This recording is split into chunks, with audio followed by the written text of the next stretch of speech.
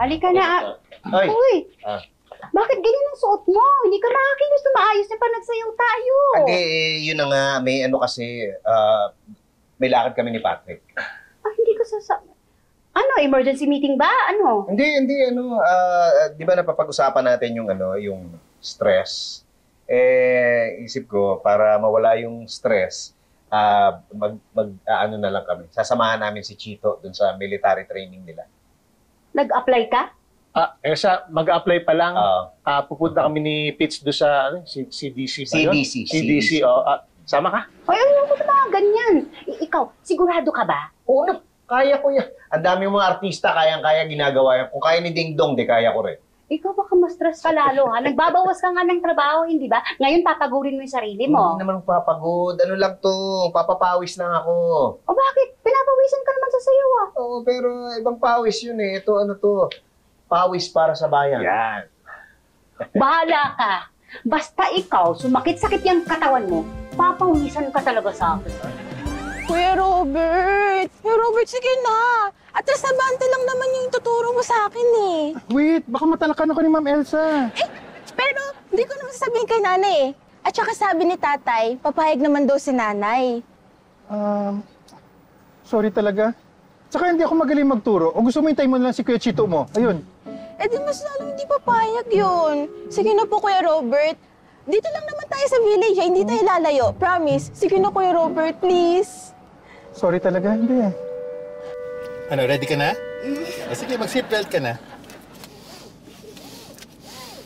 Yan ha, lagi mong unang tandaan yan. Yan yung laging pinapaalala sa akin ni Sir.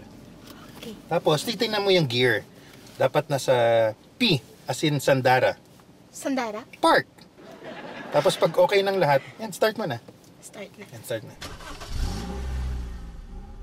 Yan. Tapos, lagay mo na sa D. D. Yan, Dito? D. Oh, D. D. Pero dapat nakaapa ka pa rin sa brake, ha? Yan, habang. Dito. Sige, lagay mo sa D pero nakaapa ka sa brake. Yan. Tapos, tanggalin mo na yung handbrake. Handbrake. Tapos, dahan-dahan, tanggalin mo yung paa mo sa brake. Yan. Tapos, apakan mo yung... God! God! Oh, brake! Nakakalarki! Kuya, sorry talaga. Promise, di na mauulit. Pero, natuto naman na ako eh. Alam ko na yung gagawin ko sa susunod kapag inulit natin. Ha? Uulit ka pa talaga? Sorry, kuya. Gusto ko kasi matuto kagad eh. Sa bagay, sabi nga nila, di ba? Try and try until you succeed. Oh, 2 try yun bago ka mag-succeed. Yay! Susuturin mo ulit ako, kuya? Basta sumunod ka lang sa akin. Wala kang gagawin hanggat di ko sinasabi, ha? Promise, kuya. Sorry, gagalingan ko na. Ako, pag nalaman kasi nila, sir, na may mangyari sa'yo masama, lagot ako, okay na, ma'am. Promise, kuya, hindi ka na po iiyak ulit. Ha? Hindi, okay lang umiyak ulit. Di ba nga, try and try until you succeed?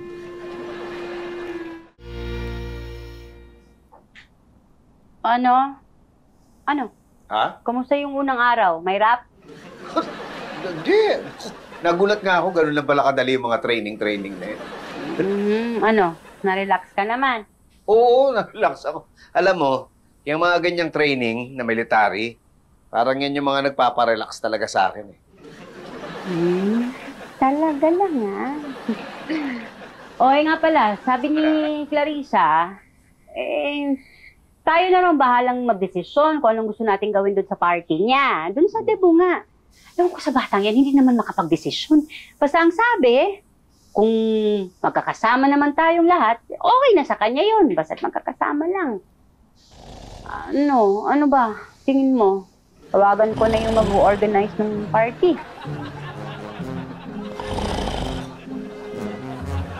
Relax eh.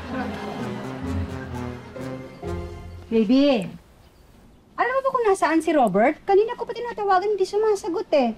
Ay, baka po nakilaberta. Sandali, puntahan ko siya. Ay, hindi. Ate baby, galing na kami doon ni ma'am. Wala rin siya doon. Ay, ma'am, kasi ang alam ko, hinatid niya si Clarissa sa mga kaklase niya. Pero kanina pa po yun. Ma'am, gusto mo tumawag na po ako ng polis? Ito naman. Parang may pinuntahan lang, tatawag agad ng pulis. Eh, saan pupunta yun? Bamalay ko. O, hindi mo rin pala alam eh. Ito kaya itong papulis ko. Ha? Ba't ako? Wala akong alam.